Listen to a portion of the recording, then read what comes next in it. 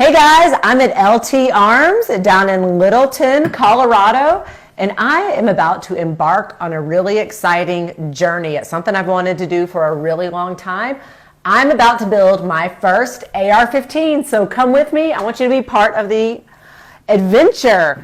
Sam is going to help me build my AR. He is their go-to guy for building ARs here. I know enough to be dangerous, so he's going to walk me through the whole process. So I'm down here at LT Arms, and I am going to talk to Sam about what happens when someone comes in and says, I want to build an AR. What's the first thing we do, Sam? First thing we usually do, we have this little fancy-dancy sheet up here. Okay. If I can find my mouse. That has kind of your basics of all your receiver, your handguard, your upper, lower, all the fun little bits we're going to put inside this thing. Oh, look at how many things I get to pick out. Yeah, there's a lot. Woo, we got a lot to talk about. They look simple, but there's quite a few parts in there, but nothing crazy. The main thing we're going to figure out is what is your goal with the gun. Do you want it to be a long-range thing, a short-range thing, fast? So you're telling me I can't build one AR to do all sorts of different things? You absolutely could. I mean, a normal kind of mil-spec, off-the-shelf AR will do most things. It will do a little bit of long range. It'll do a little bit of close quarter stuff. But doing this, you can kind of dedicate what you actually want that gun to be, if you want it to be more specific to what you want to do with it. So when you say a mil-spec gun, what does that mean? I can grab one. Perfect. So this is a very mil-spec AR. A mil-spec AR, yeah. okay. So it has kind of your basic trigger in there, your very basic stock and forend. Usually mil-specs, you're going to have your pin front sight, gas block front sight combo. So a pin front sight means I can't move it. Yeah, so that thing, if you can see right there, Yep. there's two pins there holding it on the barrel. It's locked in place there. It can't move. Yep. Nice for if you're out in the military. It's not going to move on you. It's an M16. Dang. So that's She purty. somewhat original Okay. to what they came out with when they first made these guns. I mean, it's a little bit fancied up, and that does And have the fun. this barrel's longer, huh? Yeah, so that was what they originally were. They were originally 20 inches, and then Okay. they kind of shortened them over time into like the M4, which is a little bit shorter. But even that guy is honestly the same thing as that. Built that to kind of be a clone of an M4 for our machine gun shoots. But Awesome. yeah, those are very kind of what you would see in the military. Okay. Maybe a little bit worse or better, depending on what you're doing. But yeah, nothing crazy fancy. I'm going to build something crazy fancy. You go here where it's got a little nicer stock on it, a lot nicer charging handle, side sights, a scope, a suppressor. Why would we put sights on the side? Am I going to shoot my gun crooked? Sort of. I mean, depending on how you're shooting it, and if you have a scope that you can't get to your iron sights, you can't use iron sights, and if you want backups, you angle to the side so you can see your backups. So I can shoot a gun sideways? Yeah, you go here to here. It's still going to be the same accuracy there. It's just going to be a little bit different sight picture, but it allows you to have a backup iron if you need something, if the scope fails, or if you want to go, that's set at a longer range, you want to go closer range, all that kind of stuff. So a setup like this would be more for self-defense, combat, because now I'm thinking about backup sights. More kind of, shooting competition and stuff. Oh yes, because if I'm in a competition and this fails me, I don't want to be like, oh, I can't finish the stage. Exactly. Would you run with the sights up? I'm getting kind of down in the weeds probably, here. Yeah. That way, I mean, they're pretty fast to pop up, but you do have to actually manually pop them up. Okay. If you're thinking it's going to be ready, it'd be worth having going. Okay. Or you have things like this where it's a lot shorter, a lot more made for moving around faster, a little more close quarter kind of stuff. And then just a simple optic there, and then backup irons there. So the backup irons can be in line with the optic, sort of in if line, I can see through it. Yeah. I have to think about my optics. Exactly. I have to think about my barrel That's one of those length. things where it's very build the gun and then kind of figure out what optic you want there, because there's a million red dots, there's a million things out there that you could change to. So if you want to go crazy with it there, but for more, So pick my furniture last. Yeah. Exactly. Build the house and put the furniture in. Okay. Yeah. And what's the shortest length barrel I can pick for my gun before I've got an SBR? So this is, I have a picture then. Yeah. That's my SBR. But yeah, it's 16 inches, yeah? It's 10 inches. Okay.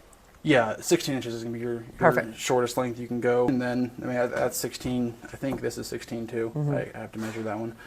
that's going to do everything you want it to do. I built that just because I wanted to have an SBR. No, it's great. I love it. I do want to build SPR. So for me, I'm going to do competitions with my gun. I am always going to be carrying it. It's probably always going to be on a sling. I'm going to be going down, up, moving around, holding it out a tremendous amount. I thought I wanted to do SBR, but I'm not sure with the different competitions. Some of them may require just a full-length rifle without a can. So my hope is that I build just a 16-inch, because I do want it as short as possible to take weight off of it. I want it lightweight. I want it very accurate.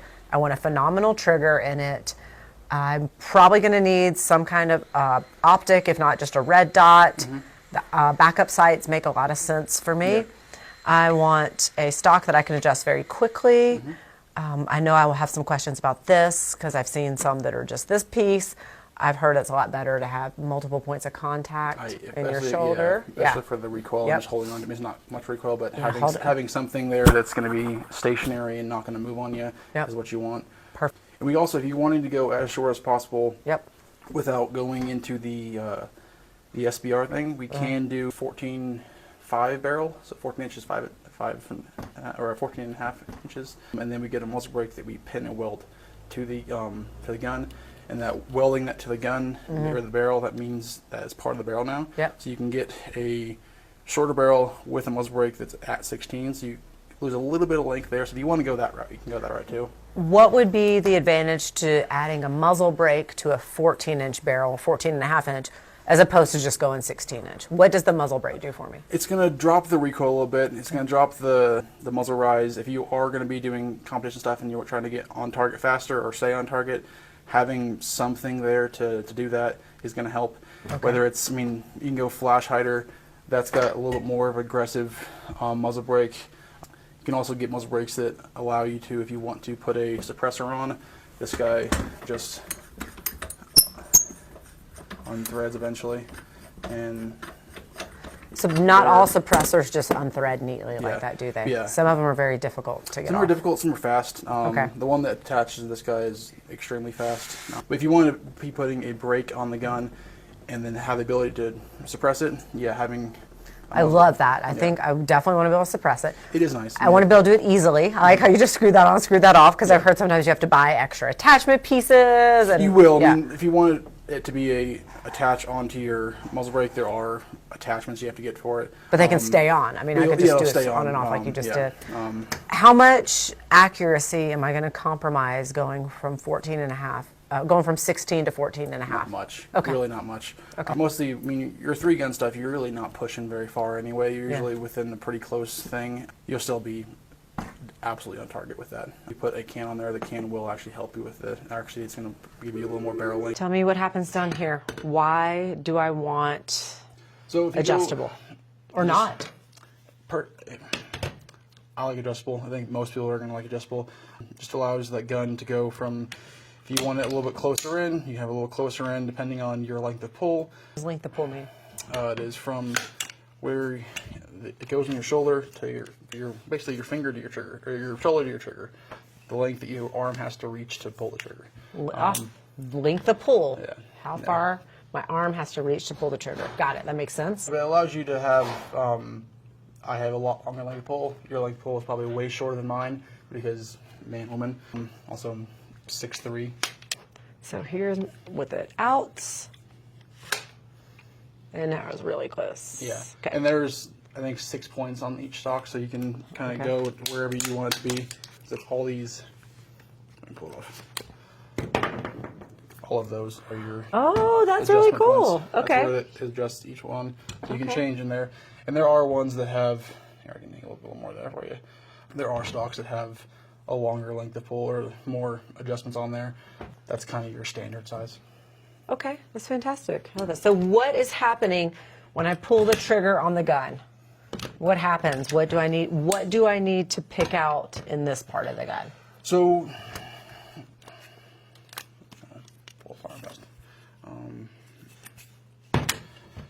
are they all that easy to take apart? Yeah, that one's a little harder because it has some weird things on it, but.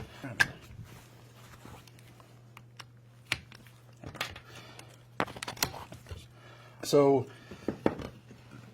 Pulling the trigger wise, you have just your trigger right there. This has a nice Geisley in there. It's kind of on the higher-ish end of triggers. You can get the same kind of pull out of a lot of other ones too, but I like Geisleys. They seem pretty popular. Why do people like the Geisley trigger? It's just kind of the name. People know the name, and they know the name with quality. Okay. Yeah, they're kind of proven guns or triggers. I mean, LaRue is another company that makes really good triggers. Okay. It's like a Geisley, just like 3% less. Okay. And like a third the cost. But Geisley's good. Trigger Tech is really good. Timney's really good. There's a bunch of triggers out there that are for these guys. This trigger is straight. This trigger's curved. It's a preference thing. Okay. Yeah. So depending on how you like to shoot it, I mean, I like I know the I flat like a little straight bit. triggers. Yeah, flat. So it's called flat, not Flat, straight. Yeah, flat okay, or straight. flat. I mean, it's 6 to 1, half dozen other. It just allows you to kind of have a little bit less of a pull on there. Usually, it's not. It's a nice clean pull all the way there. I like flat, but some people hate flat. Some people love flat. Okay. It's all a preference thing. Having, especially for competition, having a nice trigger in there is going to help a lot. You can definitely get away with really any trigger and that kind of stuff, but having a nice clean pull that you know where it's going to break each time, you know how it's going to feel versus kind of the standard trigger that comes in every AR is kind of nice to have that there. Okay, so my trigger's going to be important. Trigger's important. What about Grip. Do I call this grip? Yeah. Grip? Okay, just my grip. That is going to be another kind of preference thing there. Some people like to have the little more textured ones. There are some more rubbery ones if you want some more kind of grip on there. There's ones that have finger grooves. There's ones that have a straight angle, a curved angle. There's about a billion different options for grips. What if I start with one like this and then I want to put a more straight one on there? Can you change them? Yeah, it's crazy. I So mean, you're not committed. You're not committed. Okay. Really, everything on an AR you're not committed to, besides the lower. The lower is, so this piece here is what the actual gun is. That is the only thing on that is the gun. Everything else is a changeable part. If you hate this trigger, you change the trigger. You hate that stock, you change the stock. You hate that grip, you change the grip. It is completely customizable to whatever you want it to be. You started with this grip, and then you started shooting, and I don't like that grip so much. And you go to something else, you pop that out, and it's one screw. Oh, wow. Okay, Yeah. so it comes out very easily. Yeah. Same with the stocks. Stocks, it's just one pull of that, and that changes it out. So you can change that out. You can change. Really, every part on an AR is customizable to what you want it to be.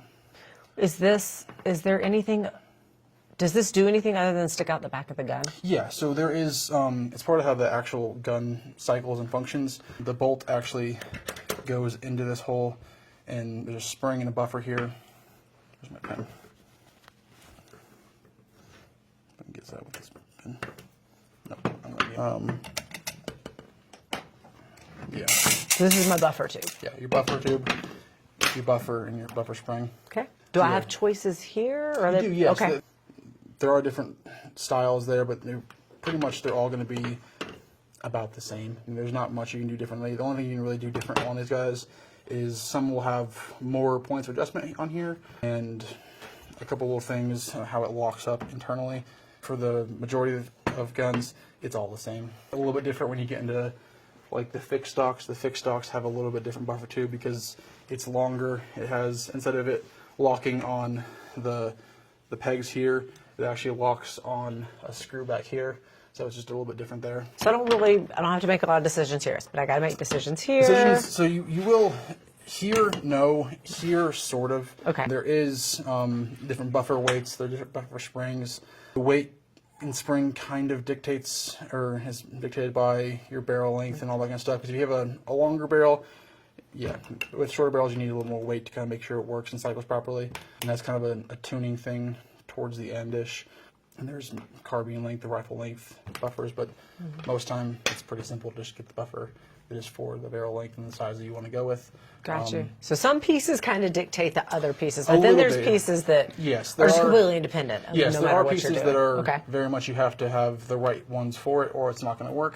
There's some stuff with the upper with your barrel and your gas block and stuff there. But yeah, Is this my gas block right here? yeah, right. You can kind of see there. It's kind of hard to see on this guy, but yeah, there's a gas block here and there's a gas tube here. Does that make it?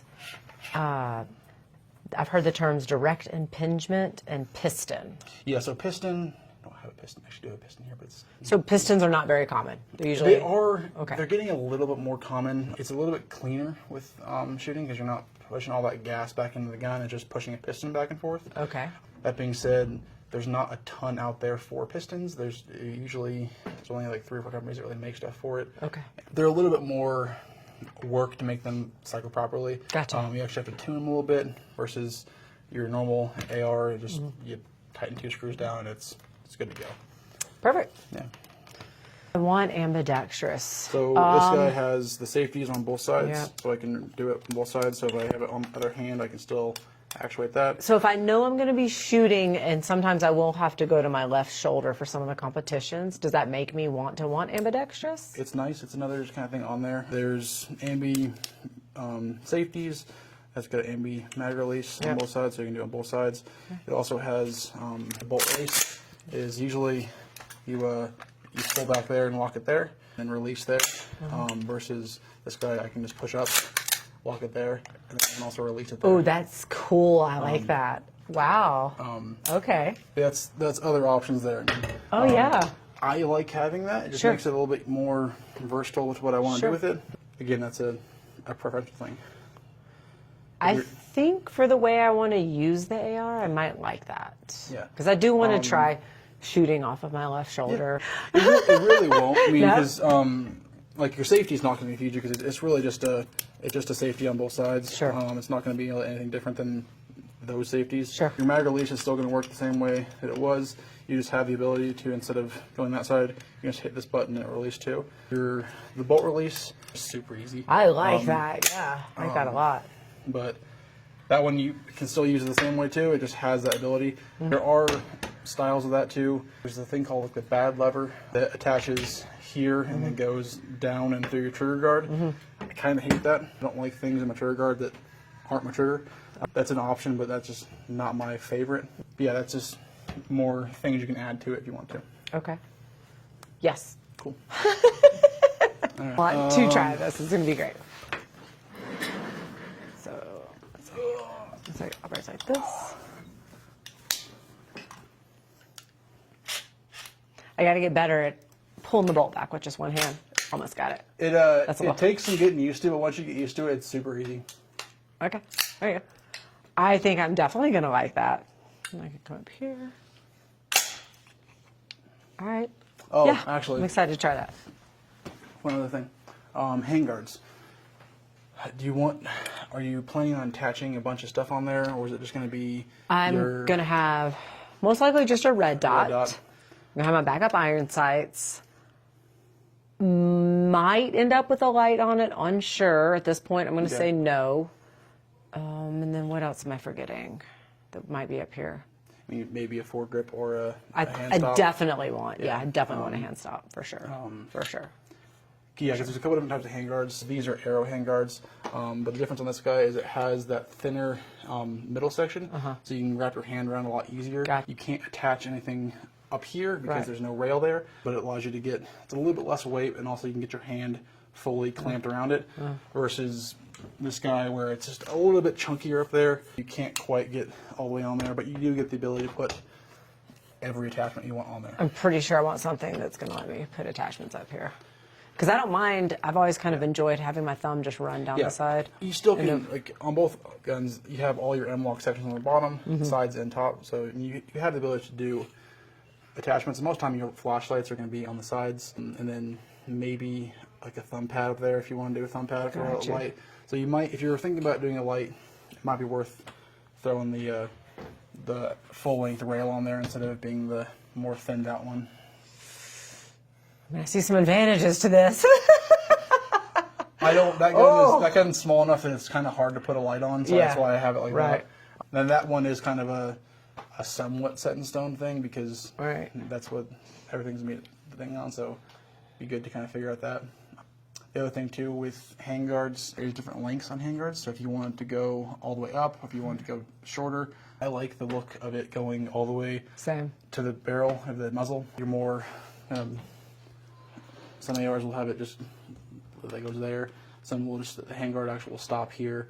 I like having the ability to, if you want to put sights out, you can go as far as possible with the sight. It makes it a little bit easier. Is this about how heavy mine will be? Roughly, yeah, if you're thinking I mean, 16 inches. I'd love for it to be lighter, honestly. There are ways you can get around that a little bit if you want to go with like a carbon fiber barrel that would drop some weight. The only downside to the carbon fiber barrel is it's going to heat up faster, and so if you're trying to do a lot of shooting fast, it might not be the greatest for. Maybe I should just work out more. Do some pull-ups. Maybe that's the solution. Just go to the gym more. Yeah. But honestly, it's not that heavy. I mean, feels really heavy. and there are also I don't know what barrel contour that is, but there are some thinner barrels out there that wouldn't be as heavy. Is this 16 inches? I think that's 16 inches. Okay. Roughly, yeah. Okay. Yeah. So this is what mine will be. That's basically what you're gonna have there. Okay.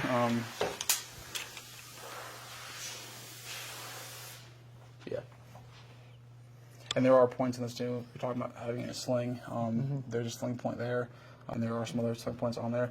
If it was me, I'd put one up here though. That way you have a longer sling on there, or maybe somewhere in the middle. That's it. Down the road thing too. Sure.